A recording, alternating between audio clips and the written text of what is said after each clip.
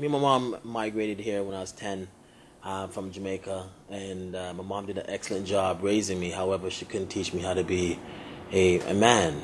My father was murdered in Jamaica 6 years ago. 6 years ago, when my father got murdered, that was a pivotal time in my life and how I approached the community. When I went back to Jamaica, my father was murdered in an area called Spanish Town in Jamaica, and I remember talking to the detective that was dealing with this case, and it was sort of a normalization of it in terms of a nonchalant, like, listen, this happens a lot. And I remember thinking, this is my first time being so close to someone, so close to me getting murdered. Up to that point, I saw this on TV, so it was done very quickly, and I felt like they were dragging their feet. But the detective told me straight. It was like, listen, this happens on a regular. We have multiple murders like this happening, and for me, what made it significant was the person who murdered my father was an 11-year-old boy, and he himself 2 weeks later was murdered. And that whole, he got the equivalent of 200 Canadian dollars at a time, and I felt like it wasn't worth it. Like, I guess my thing, what I was dealing with was my father his death can't be in vain. So when I came back to Toronto, my views had changed. My focus was now being a part of the solution rather than just asking the same old questions.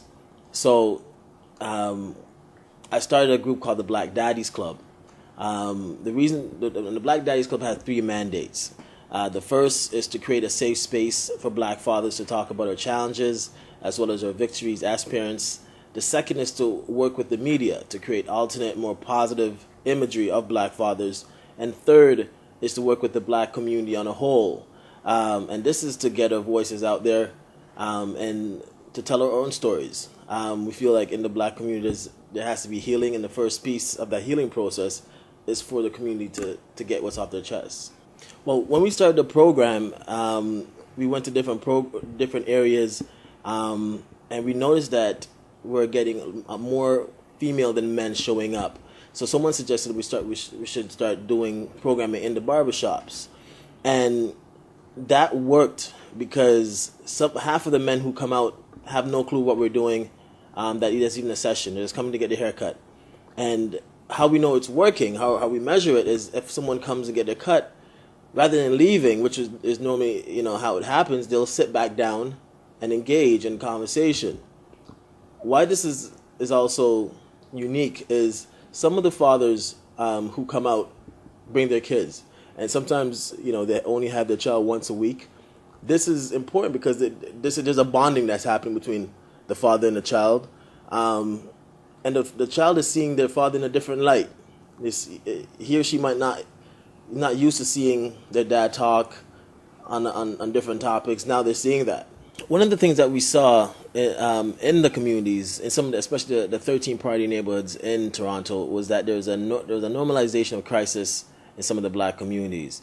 And one of the focus that BDC Black Daddies Club wanted to do and still wants to do is basically to stop that negative cycle, but you have to replace it. So replace it with a positive cycle. So it's showing when we're going to speak to young men in prisons, it's bringing another black man from the community who's doing great works. Let them see that. So it's almost like you don't have to just. This is not your only choice. You have multiple choices. There's other men who look like you who chose to do something else. It all comes back to choice, basically. Over the last 3 years, we realized that you can't do the work by yourself, and we have to start thinking 7 generations forward, and as well as 7 generations in the back. So not repeating some of the mistakes that our ancestors did, but also start thinking about our future ancestors. So my kids and my grandkids, and making sure the works and everything is set up so they can carry on the works.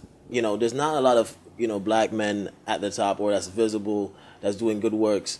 There may be a lot in the community, and I think my long-term goal is working with diversity in the sense of is referring other young black men in the community to programs like this, so that their voices can go out, so younger men can see there's not just one or two, there's a slew of these men out there, and just to give these men confidence, because that's what this program did, like give me confidence as far as going out there and speaking in front of the camera.